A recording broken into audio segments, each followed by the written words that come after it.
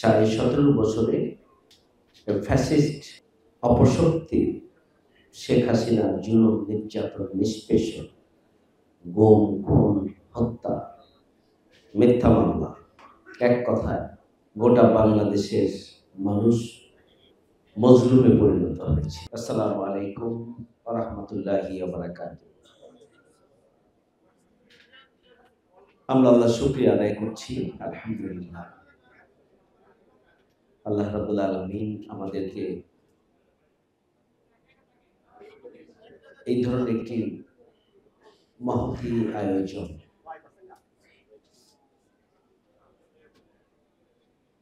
যে আয়োজনে আমরা আমাদের জীবন্ত শহীদদের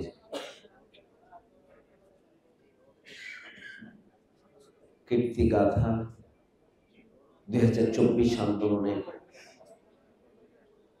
তাদের স্মৃতিকথা, তাদের অবদান, নতুন বাংলাদেশ আমাদের আলিঙ্গন করার পরে আমাদের অনুভূতি এবং এই নতুন বাংলাদেশের প্রতি তাদের প্রত্যাশা, এই সব কিছু নিয়ে আনুষ্ঠানিকভাবে আমরা তাদের বক্তব্য শোনার আয়োজন করতে পারি। আমরা শহীদ পরিবারকে লক্ষ্য করে আমরা চেষ্টা করেছি জামায়াত ইসলামী বাংলাদেশের পক্ষ থেকে গোটা বাংলাদেশে যারা শহীদ হয়েছেন সব শহীদের পাশে দাঁড়ানো, তাদের খোঁজ খবর নেয়ার জন্য জামায়াত ইসলামী বাংলাদেশ ঢাকা মহানগরী সহ গোটা বাংলাদেশে আমরা উদ্যোগ গ্রহণ করেছিলাম। এবং সবশেষ আপনারা খেয়াল করেছিলেন যে আমরা চীন মৈত্রী সম্মেলনে শহীদ পরিবারের সদস্যদেরকে নিয়ে আমরা একদিন তাদের কথা শুনেছিলাম। তারা খোলামেলা অনুভূতি ব্যক্ত করেছিলেন, নতুন বাংলাদেশ নিয়ে তাদের স্বপ্নের কথা বলেছিলেন, তাদের কষ্টের কথা বলেছিলেন। আমরা আহতদের পাশেও আমাদের সামর্থ্য অনুযায়ী দাঁড়ানোর জন্য আমরা চেষ্টা করেছি। যারা বিভিন্ন হসপিটালে ছিলেন তাদের পাশে আমরা দাঁড়ানোর চেষ্টা করেছি। থানায় থানায় যারা অবস্থান করেছেন, আমাদের নলেজে যারা ছিলেন, আমরা চেষ্টা করেছি স্থানীয় সংগঠন, মহানগরী সংগঠন এবং কেন্দ্রীয় সংগঠনের মাধ্যমে আমরা তাদের পাশে দাঁড়ানো, তাদের প্রতি ভালোবাসার হাত বাড়িয়ে দেওয়ার জন্য, সান্ত্বনা দেওয়ার জন্য আমরা চেষ্টা করেছি। শহীদ পরিবার তারা সর্বস্ব হারিয়েছেন, কিন্তু একজন আহত, হাত হারা, পা হারা, চোখ হারা একটি পরিবারের সদস্য, তিনি জীবিত আছেন, তিনি জীবন্ত শহীদ, কিন্তু তিনি স্বাভাবিকভাবে তার জীবন তিনি পরিচালনা করতে পারবেন, কেউ দেখতে পারবেন। কারো হাত অকেজু, কারো পা কর্মক্ষম নন, কেউ বিকলাঙ্গ, কেউ কর্মশক্তি হারিয়েছে। তারা যতদিন বেঁচে থাকবে ততদিনই এই কষ্ট তারা বয়ে বেড়াবে। সুতরাং এটি অনেক পুরো লাইফের জন্য চ্যালেঞ্জিং, পুরো লাইফের জন্যই এটা অনেক কষ্টকর। যেমনি ভাবে ব্যক্তির জন্য কষ্টকর, ঠিক তেমনি ভাবে সেই পরিবারের জন্য কষ্টকর। হয়তো সেই পরিবারের একমাত্র সন্তান কর্মক্ষম সন্তান হয়তো বাড়িতেই বসে থাকছে, কিন্তু পরিবারের সদস্যদের একজন, তার হয়তো পরিবারের যাবতীয় ভূমিকা পালন করার কথা ছিল, কিন্তু তিনি তা পারছেন না। পরিবারের জন্য যেমনি ভাবে এটি কষ্টদায়, সংশ্লিষ্ট বীর যোদ্ধা, আমাদের আত্মার আত্মায়, আমাদের নতুন বাংলাদেশের স্থপতি যারা, তাদের জন্য অনেক বেশি কষ্টকর, অনেক বেশি মেনে নেওয়া কঠিন। এরপরও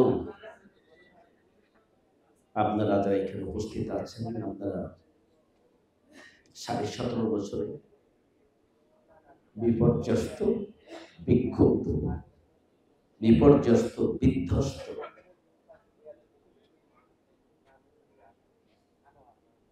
18 কোটি মানুষকে মুক্তির জন্য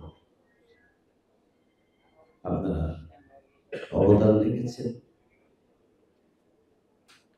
আপনারা নিজেকে উৎসর্গ করেছেন, হাত দিয়েছেন, পা দিয়েছেন, চোখ দিয়েছেন।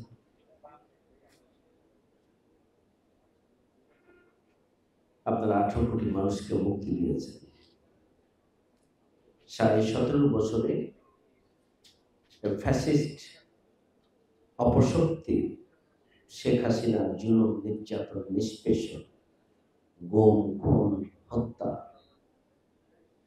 মিথ্যা মামলা, এক কথায় গোটা বাংলাদেশের মানুষ মজলুমে পরিণত হয়েছিল। আল্লাহর আরশ যখন কেঁপে উঠেছিল, ঠিক তখনই আমাদের গর্বিত ছাত্র সমাজ, যুব সমাজ, বৈষম্য বিরোধী ছাত্র আন্দোলনের নামে এই অপশক্তির হাত থেকে দেশ এবং জাতিকে রক্ষার জন্য যখন ভূমিকা পালন করেছিলেন, এর সাথে সাথে 17.5 বছরের বিক্ষুব্ধ মানুষের ক্ষোভ যুক্ত হয়েছিল এবং ছাত্র যুবকদের নেতৃত্বে সেদিন এদেশের সর্বস্তরের মানুষ রাস্তায় নেমে নিজের জীবনকে উৎসর্গ করার প্রতিযোগিতায় যখন সামনের দিকে সশস্ত্র যুদ্ধ মোকাবেলায় এগিয়ে গিয়েছিলেন, তাদের জীবন এবং আহত পঙ্গুত্ব বরণের ফলশ্রুতিতে এই ফ্যাসিস্ট অপশক্তি শেখ হাসিনাকে দেশ থেকে পালিয়ে যেতে হয়েছে। তিনি পালিয়ে গিয়েছেন। আমরা একটি নতুন বাংলাদেশ পেয়েছি। যে কোনো অর্জনের জন্য কোরবানি, ত্যাগ, সেটি অপরিহার্য।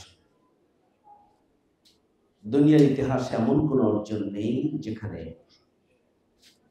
ত্যাগ নেই, যেখানে কোরবানি নেই, যেখানে নিজের জীবনের সর্বস্ব বিলিয়ে দেওয়ার ঘটনা।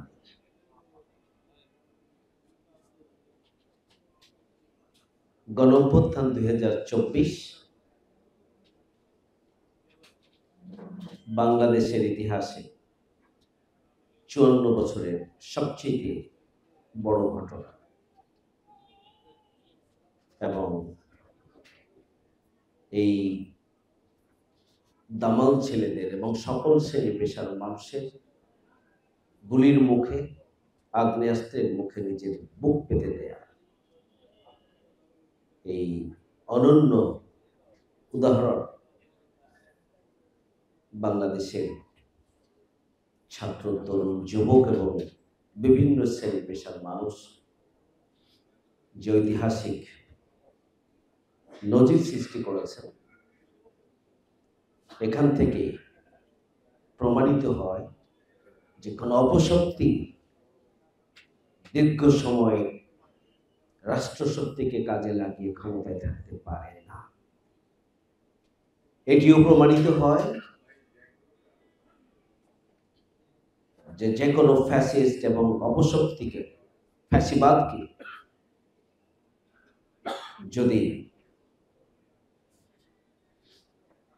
উৎখাত করতে হয়, ফ্যাসিবাদকে যদি সমূলে নির্মূল করতে হয়, তাহলে